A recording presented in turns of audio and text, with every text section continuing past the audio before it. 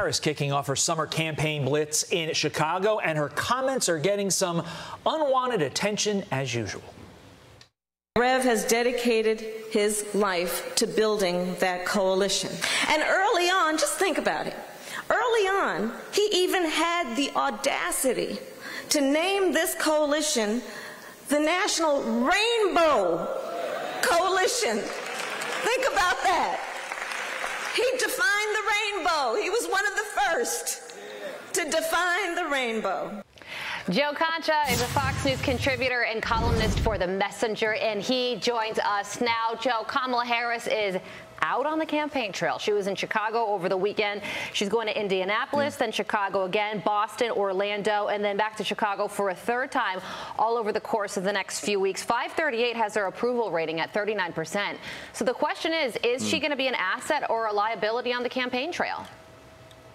I'm going to go with B on that one, Carly. I'm going to go with liability, because I can guarantee you, as sure as you were born, that we will be talking about Kamala Harris making some sort of very, very strange statement or cackle that has no place for a cackle at some point during this blitz. And I wonder, when this vice president goes to Chicago, will she talk about the fact that Chicago had nearly 700 total homicides in 2022? This is an American city, a major one, 700. That marks the 11th straight year it has led the nation in that dubious category.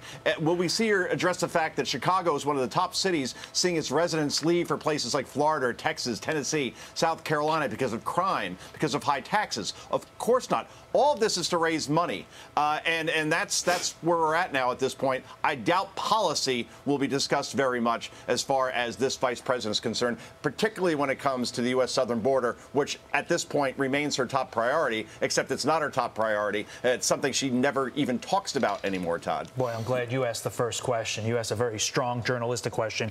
I was going to ask, is she going to try to define what a leprechaun or a unicorn is next? Not as journalistic. So that worked out well. This comes on the heels of quite a gaffe-filled week for the Veep. Watch. Think about the impact on something like public health. When we invest in clean energy and electric vehicles and reduce population, more of our children can breathe clean air and drink clean water. AI is kind of a fancy thing. It's, first of all, it's 2 letters. It means artificial intelligence. This issue of transportation is fundamentally about just making sure that people have the ability to get where they need to go. Joe, the last 2 were eye raisers. We talked about them last week. But that first one, the reduce population line, did she misspeak, or is there something more there that, quite frankly, humanity should be worried about? We have a population problem in this country, Todd, so I hope she misspoke, because we've gone from, back in the 60s, women having 3 children.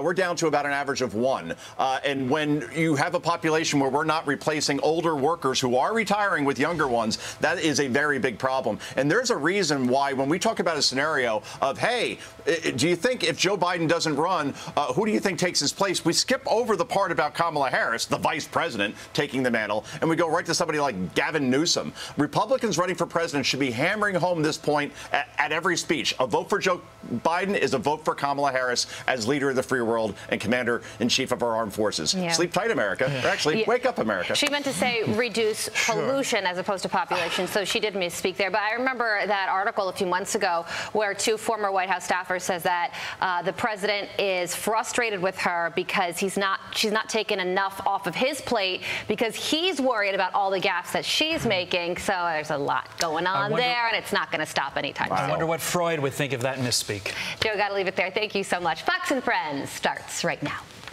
I'm Steve Ducey. I'm Brian Kilmeade. And I'm Ainsley Earhart. And click here to subscribe to the Fox News YouTube page to catch our hottest interviews and most compelling analysis.